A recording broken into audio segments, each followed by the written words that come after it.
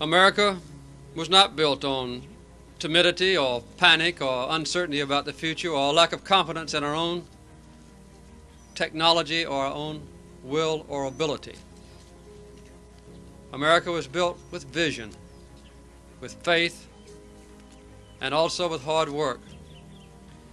It's time for us to recognize once again with the surest degree of confidence the great natural resources which God has given us, and to seize the opportunities that we have to build a more prosperous, self-reliant, enjoyable, confident future in which all Americans can share.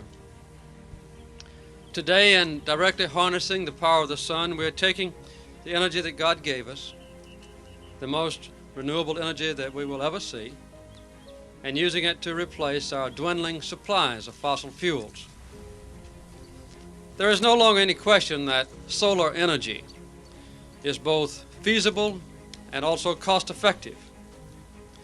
In those homes now using electricity, a typical solar hot water heating system, such as the one behind me, can pay for itself in 7 to 10 years.